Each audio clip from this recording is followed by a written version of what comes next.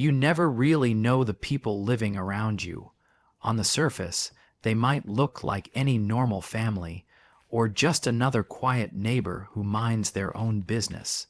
But behind closed doors, sometimes the truth is far darker than you could ever imagine. Tonight, I'll be sharing 3 true horror stories of creepy neighbors. These aren't haunted houses or ghost tales.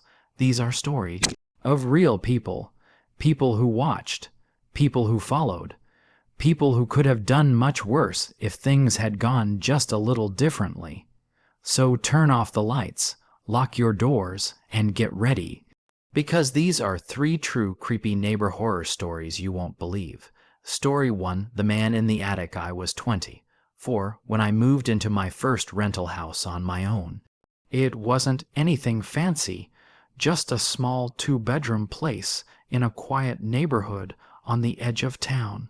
My landlord assured me the area was safe, mostly families, retirees, the kind of place where nothing ever happens. At first, it felt perfect. Peaceful, too peaceful maybe, but in the first week, something started bothering me. At night, when I was lying in bed, I'd sometimes hear footsteps. Slow, creaking footsteps, like someone walking across old wood. The weird part, I lived in a 1-story house. There wasn't supposed to be anyone above me. I brushed it off as the house settling, pipes, or maybe my imagination. But it kept happening. Almost every night, around 2 or 3 a.m., those slow creaks would wake me up. Sometimes they'd stop the moment I sat up in bed, like whoever or whatever was up there knew I was listening. One afternoon, I was outside raking leaves when the guy across the street waved me over. He introduced himself as Ron, a middle-aged man with a friendly smile. He said, "So, you're renting the Miller place, huh? Been empty for years." I nodded and joked, "Yeah, though I think it might be haunted. I keep hearing footsteps." Ron's smile faltered for just a second. Then he said, "Oh, you've heard that too." I laughed awkwardly, waiting for him to say he was joking. But he didn't. He just looked at the house, frowning, before quickly changing the subject. That night, the footsteps came again. This time, they were heavier, almost like someone running across the ceiling. My heart was pounding. I grabbed a flashlight, went outside, and circled the house. No windows open, no sign of anyone. But when I looked up, I noticed something I hadn't before. Near the roofline, behind the vines, there was a small vent grate, and it was slightly bent open. The next morning, I called the landlord. He swore the house didn't have an attic, just insulation above the ceiling. But I wasn't convinced. So I borrowed a ladder, pushed up a panel in the hallway ceiling, and sure enough, there was a narrow crawl space. I climbed up. At first, it was just dust and cobwebs, but then I found something that froze my blood. Empty food wrappers, a pile of blankets, and worst of all, photographs, dozens of them, all of me, sleeping.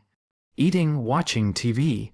Someone had been living above me, watching me, for weeks. I scrambled down, shaking, and called the police. They came, searched the crawl space, but the person was gone. They only confirmed what I already knew. Someone had been hiding in my house. And later that evening, as I was talking to one of the officers outside, I noticed Ron, the neighbor across the street, standing on his porch just watching me. The officer told me something I'll never forget. He said, whoever was up there wasn't just squatting. They were coming down at night, moving around your house while you slept. They never caught him. To this day, I don't know who it was, or if Ron knew more than he let on. But I'll never forget those footsteps, or the feeling that someone was just feet above me, watching. Story 2, The Couple Next Door. This happened when I was 27, living in a small apartment building. My unit was right in the middle, with a thin wall separating me from my neighbors, an older couple who introduced themselves as Howard and Marlene. They seemed nice enough. Howard worked nights. Marlene was usually home. They even brought me cookies once, said they were happy to finally have a young person in the building. At first, everything was fine. But after a few weeks, I started noticing little things that made me uneasy. One night, as I was eating dinner, Marlene knocked on my door. She smiled and said, "Spaghetti again, huh?" I froze. My blinds were closed. There was no way she could have known what I was eating unless she'd been watching me somehow. I laughed it off, but deep down I felt sick. Then it started happening more. She'd casually mention what time I got home or who had visited me, even when I hadn't seen her outside. One evening, I woke up around 2 a.m. to faint whispering. I pressed my ear to the wall, and I swear I heard my name. Over and over, my skin crawled. The next day, I checked the shared wall.